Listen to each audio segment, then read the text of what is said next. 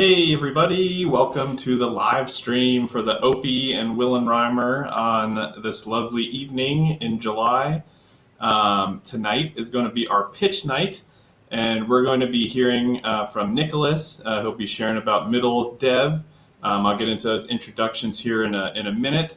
But yeah, before we do that, just a few housekeeping things. Obviously, my name is Matt. I'm joined by my co-founder here, Chill. And together we run the Open Economy Initiative, as well as Will and Reimer Consulting. The Open Economy Initiative is just an education-focused entity trying to bring crypto commerce to the masses and increase adoption. So we do a lot of fun events and host some educational content. You can check out some of our courses on Udemy. We'll throw some links out there towards the end of the evening.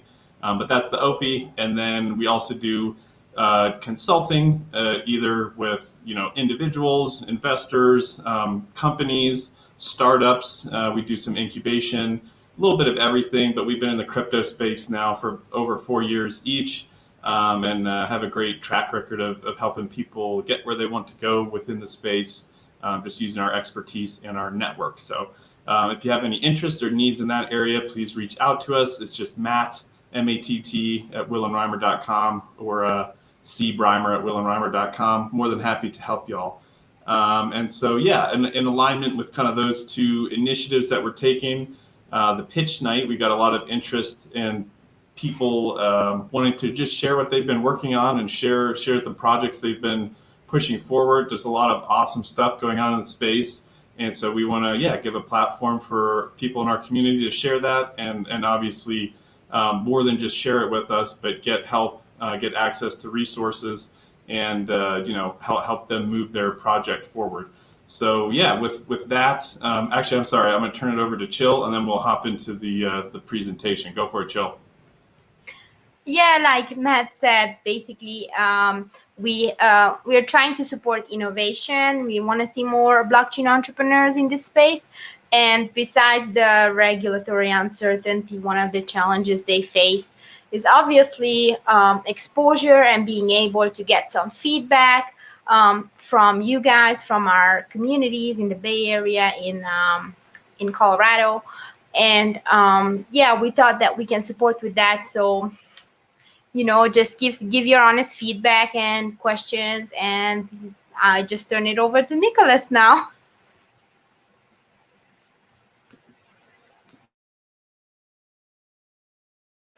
You're muted. Unmute too. Hi, I'm Nicola with Middle Dev, and I'm going to give my pitch today. So I'm sharing my screen now.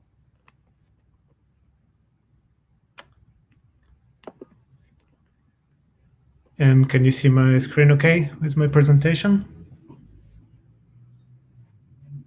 Yes, sir. You are good to go. All right. So the presentation is called Adventures in Staking, and I'll start by a bit of background of the company. So Middle Dev is essentially software as a service company, but providing services for proof of stake blockchain technologies. My background is in infrastructure and software engineering. I've been in the industry for 15 years, and I've had interest in blockchain for close to 7 or 8 years now, and I've started 1 year ago doing this full time. We founded the company in June 2020. So I'm based in San Francisco, California, with my co-founder Oksana, and we have a colleague in European Union. So what's great about fully remote companies is that we can afford to have someone always looking at the infrastructure. Essentially, no one ever sleeps at the same time, so we can have a 24/7 focus on the operation, which is essential for staking, as I will explain. So what is staking? Starting from the original cryptocurrencies, Bitcoin and Ethereum, there was a realization that you could simplify the way to secure the network. Bitcoin and Ethereum secure the network by solving complicated mathematical problems using customized hardware that uses a lot of energy. Proof of stake is essentially a leap in the sense that what secures the network is not the work that you do, but the stake that you have. Assuming the native tokens of the proof of stake network have value, the validators who are producing blocks will put their value at stake as they generate new blocks. Malicious behavior is punished by loss of funds, and nominal behavior results in rewards. So essentially, you can have pretty functional blockchain networks with a tiny fraction of the energy consumption of Bitcoin and Ethereum today. So why is it interesting? For us, there is a possibility to run this software in a cloud environment or at home. And that's very interesting because you don't need specialized hardware, specialized access to hardware, specialized access to energy. It's much more open. You just need some funds to start becoming a validator, and you earn APY.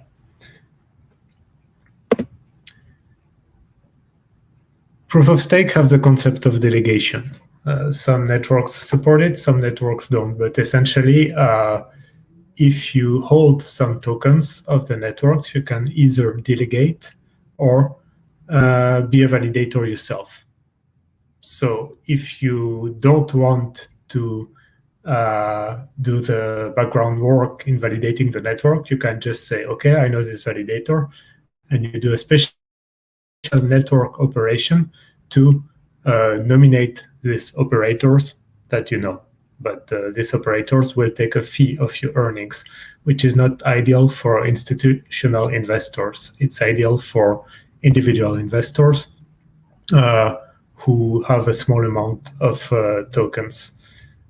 So also there is regulatory uncertainty for institutional investors as of delegating to someone else, because it's all an on-chain operation and it's hard to have a contractual relationship, and you may not have strong guarantees on reliability and uptime. So we provide validator as a service solution. It's basically like a very specialized software as a service platform, which does only one thing, which is running validators and doing it well. And what's really unique about us is that we are non-custodial. So typically, large investors would want to keep their funds on an exchange or a custodian. That is the simplest approach, but with cryptocurrency, you can actually keep ownership of your assets, or as the saying goes, not your keys, not your coins. So with MiddleDev, you can keep your keys, but you can still delegate. And you don't need to run your own infrastructure. I'll explain in a second how it all works. So if you work with us, you can stake your crypto assets with zero commission denominated in crypto. So the funds accrue on your account. And we essentially charge a recurring fee in fiat currency. And this fee is based on our operational expense of running a validator in the cloud, as well as the labor for monitoring the setup. So you can be a validator and enjoy the totality of your stake increase over time. But you can also become a public delegator, meaning you would be having a public figure as a delegator for this or that network, and you can focus in things like marketing, social media, and interaction with the nominators, and we would manage the infrastructure for you. I'm going to go through the cryptocurrencies that we support. We support 4 of them with several more in the pipeline. So I'll I'll talk about Polkadot first. Polkadot is a pretty popular blockchain, number 9 on CoinMarketCap currently, and it is a proof of stake network, but that's not what sets it apart. What sets it apart is that it's really an ecosystem of parachains. So if you want to launch a new blockchain, like everyone wanted to do in the ICO era, it's difficult. You have to build all layers of the software, and you have to make sure that your token has sufficient value to secure the network, because in proof of stake, it is the value of the token that secures the network. So it's difficult to do that from scratch. So instead, you can launch a parachain on Polkadot, and all parachains on Polkadot share the same network security.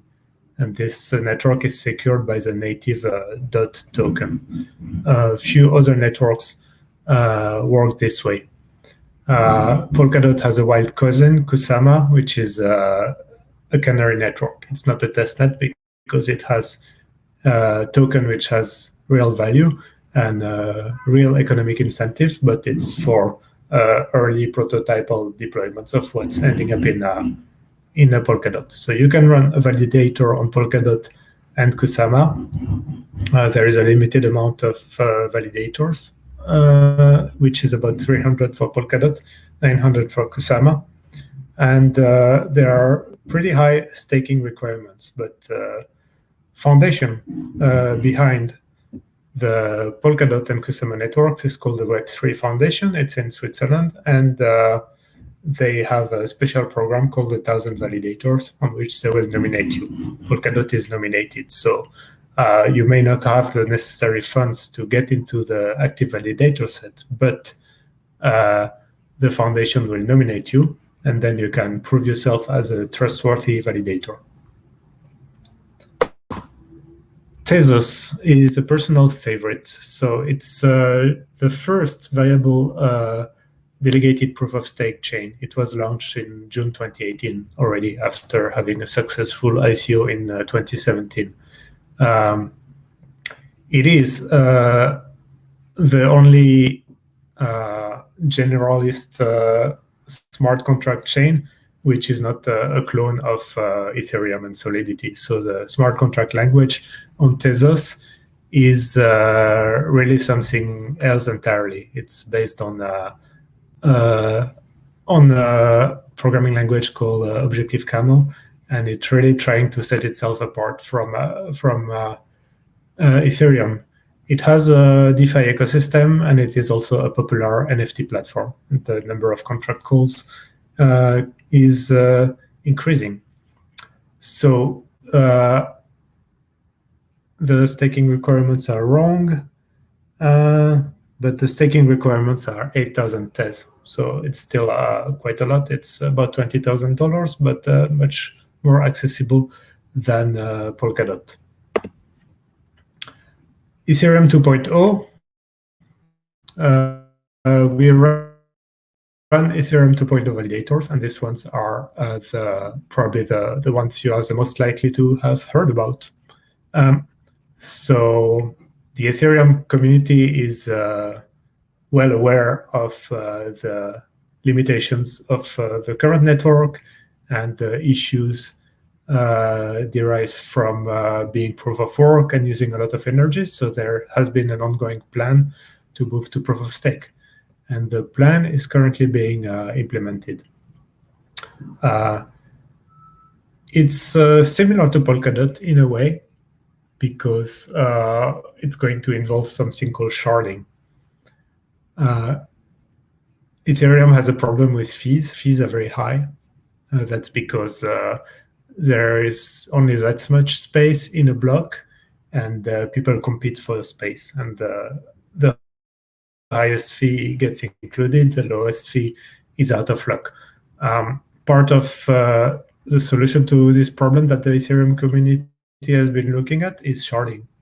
Sharding is a term meaning distributing the computation into several shards. So instead of one Ethereum network, you would have 64 shards of Ethereum network, and all these shards are equivalent, not unlike the parachains on Polkadot, and they can communicate with each other.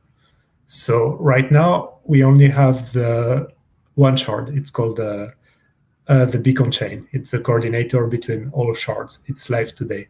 The other shards have not been launched yet, and Ethereum and Ethereum 2 networks are for now separate. They are two different blockchains, but they're going to merge. And the date of the merge is floating around as being early next year, early 2022. It's so far to be confirmed. The last network we support is Mina. Mina is a very recently launched protocol by a team. It's a constant size blockchain. So that's a very interesting innovation. The problem of running a blockchain validator is that you have to keep the entire state. The reason for that is that you need, as a validator, you need to make sure that the next block is valid. To make sure that the next block is valid, you need to know the state of every account, of every smart contract, and that can grow in size over time. You need several terabytes for Ethereum full node. You need about 100 gigabytes for Tezos. You need 20 gigabytes for Polkadot. But for Mina, you only need 22 kilobytes. And how is that possible? It's made possible by the use of a technology called ZK snarks, which means you can actually compute whether a statement is true without actually having access to the storage. So for example, if I want to send my neighbor some tokens, I need to prove to the chain that I have these tokens, but the chain can verify that I have these tokens just by looking at this 22 kilobyte of data with some magical math making it possible. So the good part about that is that every user of Mina can download this 22 kilobytes. It's very fast. So every user of Mina is essentially running a full node. And the full node is essential for decentralization. If everyone runs a full node, you cannot do a hostile fork of the chain. If only a few people run a full node and everyone relies on third-party intermediaries to access the chain data, then all these intermediaries can collude, and by the time it happens, it causes chaos. Well, it's not possible in Mina, so we are extremely positive about Mina. The software is a little bit immature for now. The remainder of the slides are going a little bit more in the technical details, so I'll go ahead and elaborate on what we do and the lessons learned, since apparently I have time. So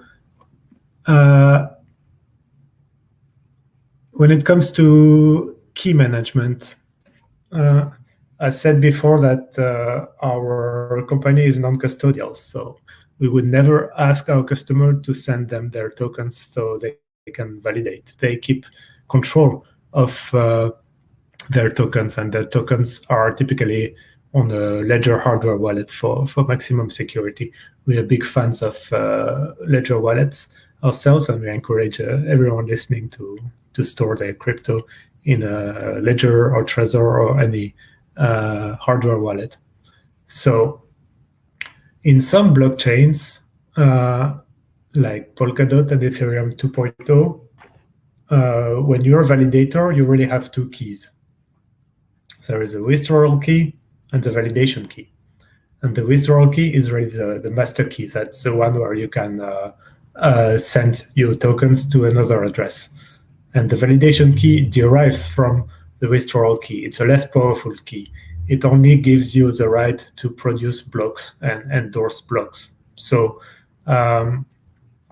as a token holder, you can take your withdrawal key, generate a validation key and give it to someone else.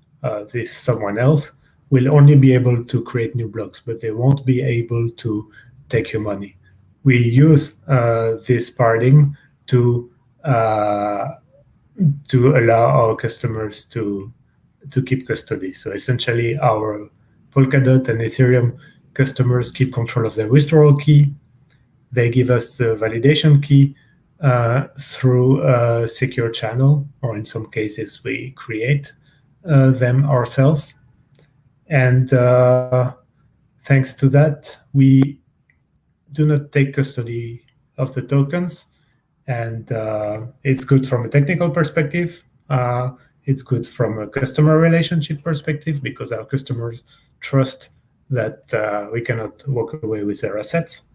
And it's good also from a regulatory perspective because we are a provider of infrastructure. We are not a provider of financial services. We don't give financial advice, and we don't take custody of our customers' tokens. So essentially, we are a software as a service company, not an exchange, and that makes it much easier to operate as a small company. So Polkadot and Ethereum 2 offers this two-key model. Tezos and Mina have only one key. So when there is only one key, we have to deploy a slightly more complex solution. It's a remote signer. We send our customers a Raspberry Pi, and this Raspberry Pi sits in a location of their choice, and they connect the ledger to it. I'll show you.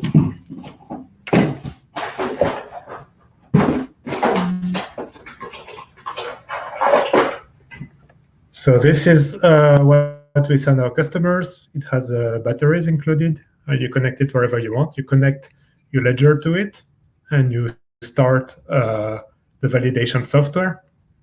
For example, Tezos has a specialized validation software for ledger, and then you just make sure to keep it on most of the time. We also provide a LTE dongle in case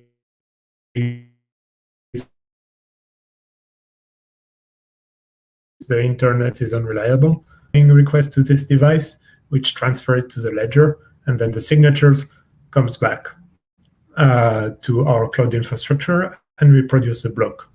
So what we achieve is that the reliability of the cloud, but the customer keeps custody of the keys. The keys are in the ledger. Transfer anything from the ledger because that would require physical access and pressing some buttons. All we do is validate. Now, when it comes to the infrastructure, we use Kubernetes exclusively. So all our validators are on Kubernetes, and it's a leap in complexity. But when you have done that leap, it's actually very nice because you can treat all your validators as cattle, and even validators of several different blockchains can be abstracted away as a set of services. One thing to be wary about in proof of stake is what is called equivocation or double validation. It's very important to validators running with the same key. It's two different blocks, and most proof of stake networks are designed to punish you for this behavior because it could be considered as malicious behavior. You do not want that to happen by accident. So Kubernetes has a concept of stateful set, which gives you strong guarantees that it will never run two validators for the same key at a given time. So we rely heavily on that to make sure that our performance is nominal. Kubernetes also has an ecosystem of monitoring and alerting based on Prometheus and Alert Manager, and we make extensive use of that to create a Slack alert. So if something is wrong with our validators, we we have a Slack alert and also a PagerDuty for the critical alerts, meaning we get paged essentially when something goes wrong. Not all blockchain networks are the same. For example, Polkadot and Kusama requires the public IP address of the validator to be advertised on the network, and the ports need to be open. For some other blockchain networks, it's fine to have everything closed and only establish outbound connection with the rest of the network.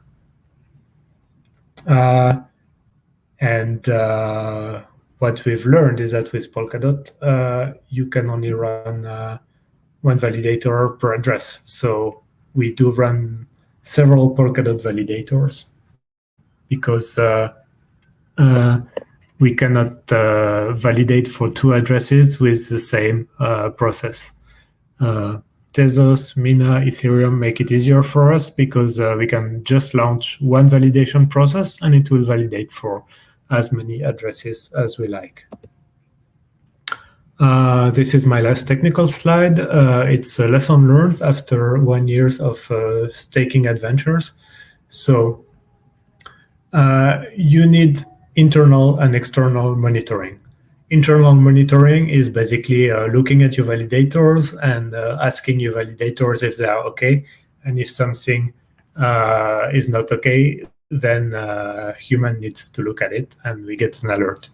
External monitoring is actually launching a different node in a completely different infrastructure and connecting to the peer-to-peer network and monitoring the performance of the validator node from outside.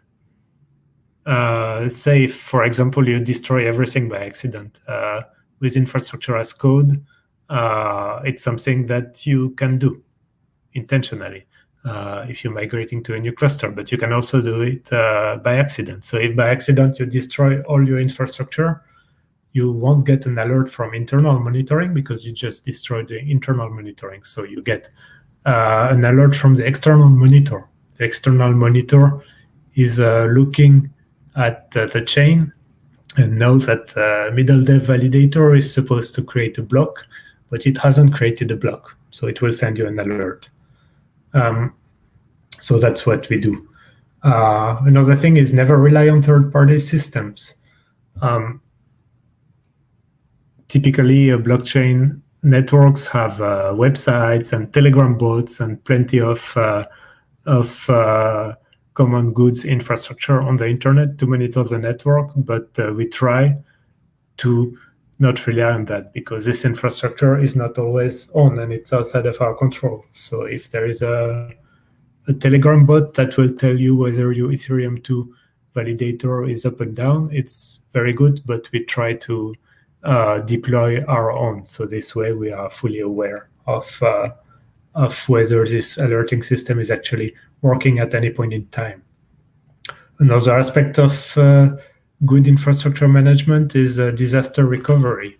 So when you start a new validator, it has to sync with the chain, and it's different between chains. But the most common way is to actually download what you call a snapshot.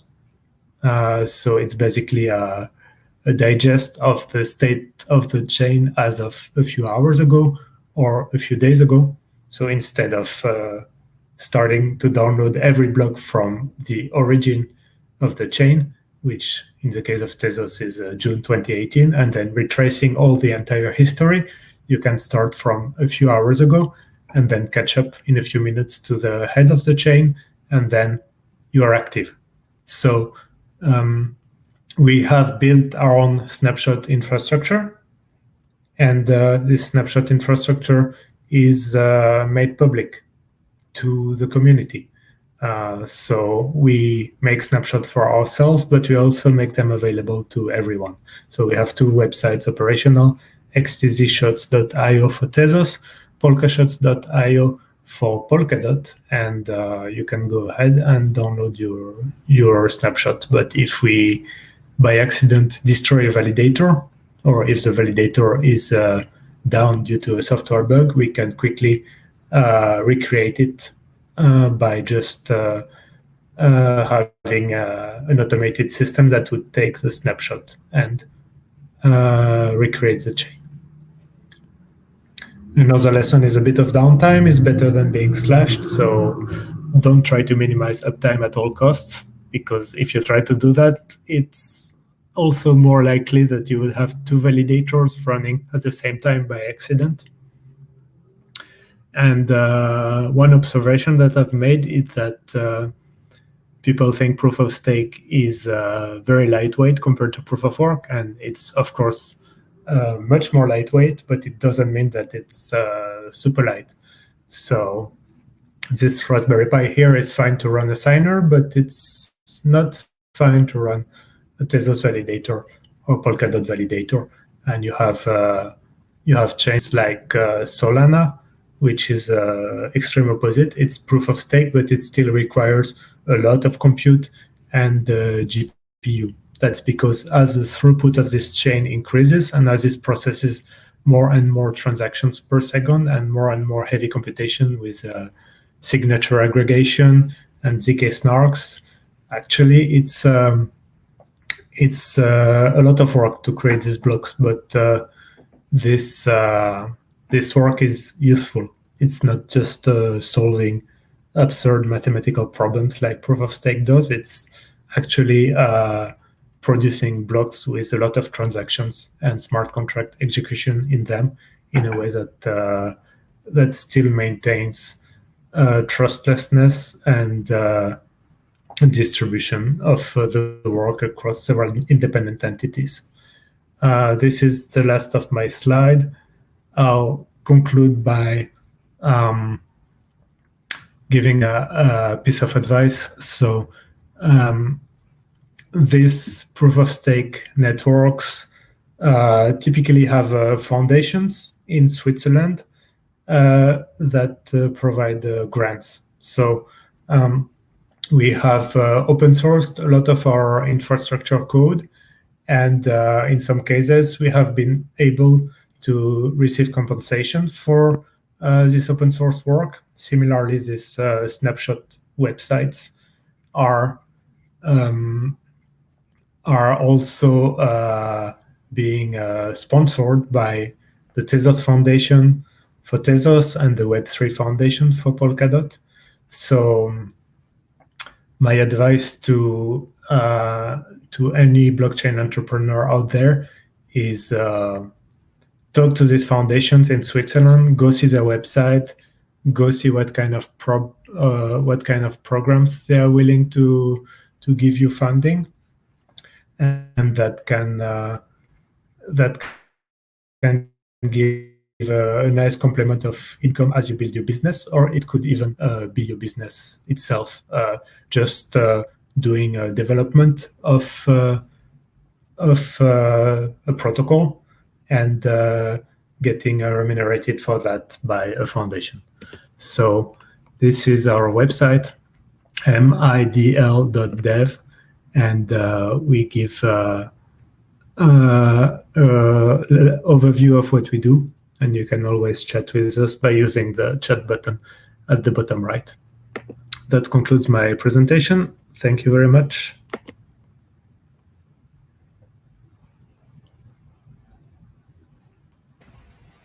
Awesome. I have a quick question. Yes. Regarding the presentation. So you mentioned that it's non-custodial.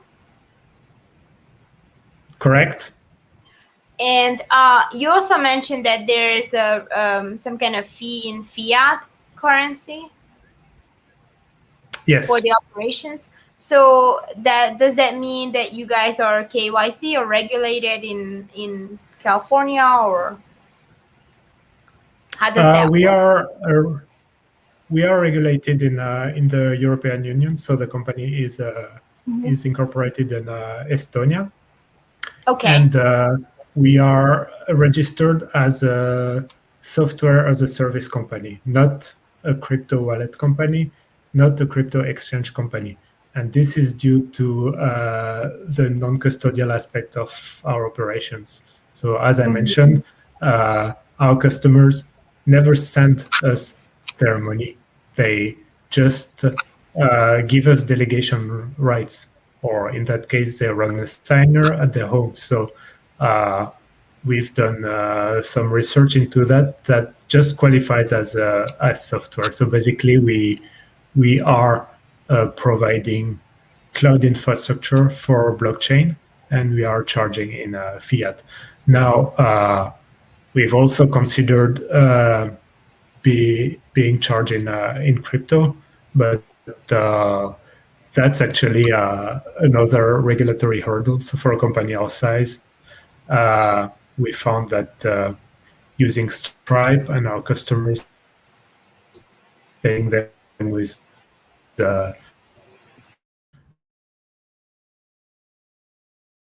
monthly fee by credit card works low maintenance on our side, but we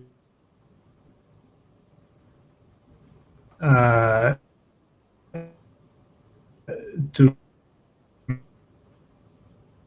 maybe pay in crypto in the future. Gotcha.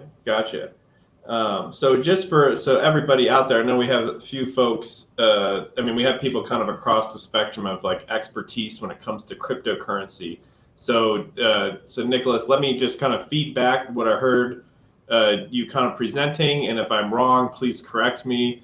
But basically, if you own one of the cryptocurrencies that you listed there, Polkadot, Tezos, Kusama, Ethereum, Mina, if you own that and you'd like to stake it, and you don't want to stake it through Coinbase where the coins are not under your control and the custody is in someone else's hands and not in your own, you can go to Middle Dev, and for a small fiat fee, they will pay middle.dev, and you guys will host a validator, and then they just need to kind of sign to authorize you to act as a validator on their behalf, and then they start earning the staking rewards directly into their wallet, right?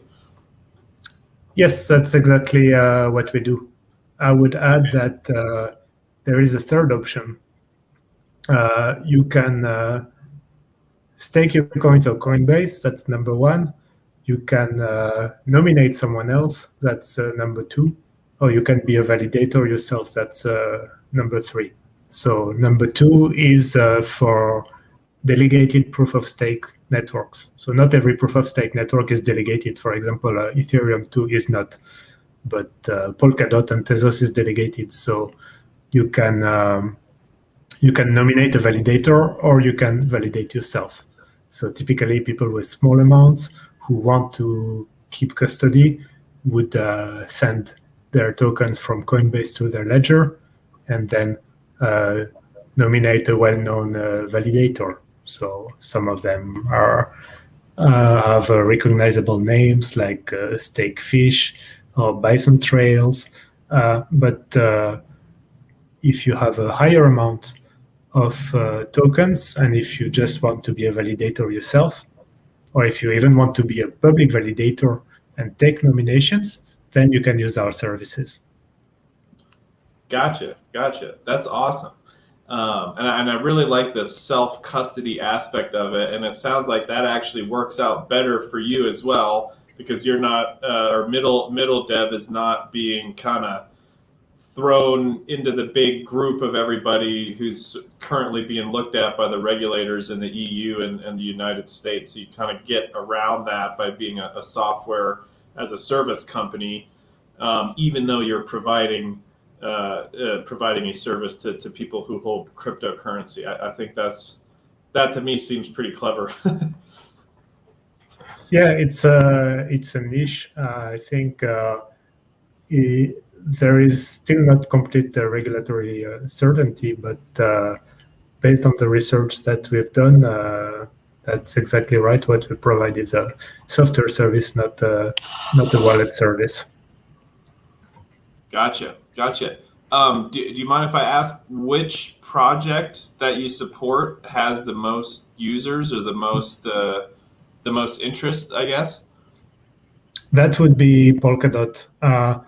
It's I would say that the interest is kind of proportional with the market capitalization. So if you look at CoinMarketCap, you would see the high-profile proof-of-stake projects are the one with a lot of users and a lot of people paying attention. An outlier is Cardano. We're not supporting Cardano, even though it has a large capitalization. We are waiting to see some more actual usage. We are waiting to see smart contracts to be launched. It seems like Cardano is very hyped at the moment, but the projects that we support have more actual use case for the time being. Sure. That makes sense. You want to, the ecosystem kind of needs to be at a certain point of maturity before you want to start supporting it. They're offering their services. That makes sense. And a question from the chat here. So Free Me Liberty, let me just throw it up here on the screen here. So is this similar to what Daedalus does for Cardano? I mean, Daedalus is the wallet for Cardano, and I believe you can stake through the wallet, but this, well, I guess I'll let you answer that, Nicholas. Yeah, so Daedalus is a wallet, and indeed it lets you stake, but when you stake, you have to choose a staking provider from a list, typically. So what we do is help people becoming staking providers so they can appear on the list. We don't do that for Cardano yet, maybe someday. You may know Ledger Live as well. So Ledger Live has also a staking functionality where if you hold some Tezos, Polkadot, Cardano, you can actually, from the Ledger Live app, pick a validator and stake your tokens. So yeah, what we do is help people set up infrastructure operations so they can be on that list. Gotcha. So you don't need to be a developer to be a validator. We can go through middle dev, and you take care of all that stuff on the back end, and then the user gets to basically reap the reward of being a validator on whatever network that is. Yeah, so our customers typically want to focus on marketing, social media activity, and then Q&A as well, because to be a good validator, you need to have a Telegram channel and answer your direct messages on Twitter and basically be very active and visible. So our customers can do that and leave us the nitty-gritty of making sure the validator actually does its job and is online most of the time. Okay, so basically through you, I can start a staking pool and advertise that staking pool. People can come through, use your validator, but it's kind of white labeled as to me, and then at that point earn the Is that am I interpreting that correctly or no? Yeah. You can start a staking pool. Now it depends on. Gotcha. Okay. It depends on the network. Not then. Oh no, I'm sorry, I interrupted you. In the networks which support pools, you can indeed be a staking pool. Very cool. So it's more than just staking then. Hopefully Liberty that answered your question there. The other thing I was wondering about do you have any plans to add any other staking projects in the near future, or are you just trying to focus and refine what you're currently offering? Yes, we are looking at a few projects. What's on top of our interest list right now is Solana, which I mentioned. Solana has heavy requirements in terms of compute, which some people criticize. Actually, people say it's not decentralized enough because it's hard to become a validator and costly. But it's for a reason. It's because the throughput of the network is high. So The the jury is transaction open. percentage is huge. Yeah. So the jury is open on whether it's decentralized enough, but we think it's a very interesting project with a lot of innovations, and we're planning to support it. Hopefully, if we're able to grow the company. Another one is Avalanche.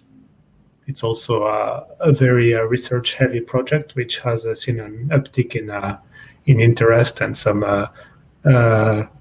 DeFi ecosystem that is growing up inside Avalanche. And Cardano, which is just the elephant in the room, and we have a lot of interest. So I suppose we'll support Cardano at some point. Gotcha. Very good to know. And then let's see here. The other question I had do you offer any like how do I want to say this? So like if I'm coming to you and I want to pay for your service, but I'm like a little worried about what happens if I get slashed. Do you offer any guarantees around slashing or and I know that doesn't apply to every single project, but I would be as a user I would be concerned about that since it is my funds at risk here obviously. Yeah, that's correct. So it depends on the network, but especially for Polkadot, it is a concern because Polkadot has a very strict slashing policy. So to become our customer, we sign an agreement, and as part of this agreement, we're liable to 6 months of monthly fee in case of slashing, but that may be way below what the slashing could amount to. So in experience, blockchain software is experimental in nature, and we don't make any representation of the software working correctly. In fact, from experience, most of the times there is a problem, like the software going down or having memory leak. It's most probably because they release a new version and there is a bug in the new version rather than us doing anything wrong. So what I've also observed is slashing happens more by accident than by malice. So there is often a way to go to the DAO that is responsible for the chain, and they may cancel the slashing or revert its effects for you. That's not possible for every chain. But in Polkadot, again, for example, all the slashing is put in a special slashing treasury controlled account, and then there is an on-chain governance system with some council members, and the council has 1 week to decide whether to revert the slashing or not. So it is impossible to provide strong contractual guarantees against slashing, just because this software is really new and experimental. But we have never been slashed. We have never been slashed for our customers, and we rely on this trustworthiness to grow over time, to prove that we can do a better job at not being slashed that our customers could if they were doing it themselves. Well, yeah, that was exactly what I was going to say. Like I've dabbled around with setting up a few of these validator nodes, and it's not. I mean, unless you're a developer and you have a little bit of experience, or maybe more than a little bit of experience with it, it's not the easiest thing to get running correctly and in a stable configuration for long periods of time. And like you said, they're constantly releasing updates. And a lot of the times these updates contain bugs or flaws that could potentially cause you to get slashed through no fault of your own. But what I heard you saying was you can actually kind of go back to the go back to the DAO or whomever and say, hey, you know, this slashing was due to a bug and I'd like to be reimbursed, or, you know, et cetera. And they're able to work with you, which I was not aware of that. That's a very cool, yeah, that's a great way to approach it. Oh yeah, no, go ahead. Yeah, Polkadot has that.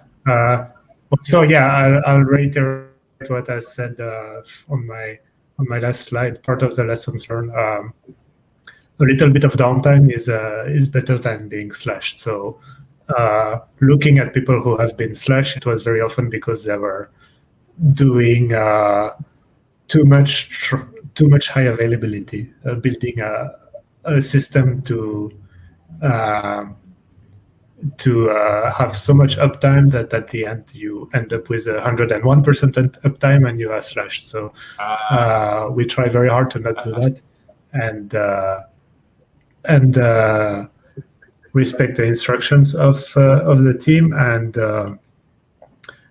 make sure that the consensus keys are just in one place, and implement a watermark system. So in Tezos, we have a watermark system that's actually built in the Ledger app, so it will never sign two blocks of the same level twice. It will only produce one signature. So that's a protection against slashing. It's built in the hardware security module. Gotcha. Awesome. Well, Chill, did you have any additional questions?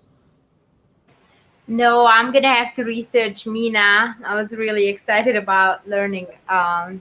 Yeah, with the ZK snarks and using just 25 kilobytes.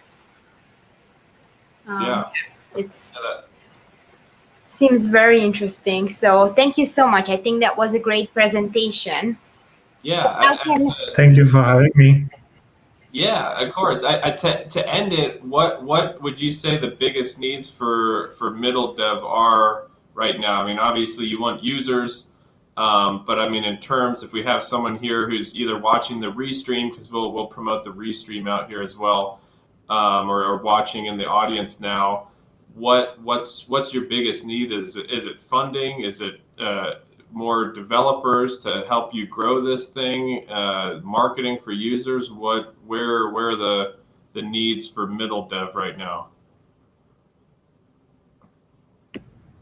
I would say the hardest part is the on-call rotation. So if I could get one additional developer in the Asia Pacific zone in order to have even better 24/7 coverage without anyone being awoken at night, that would be the limiting factor. Essentially, the limiting factor is talent.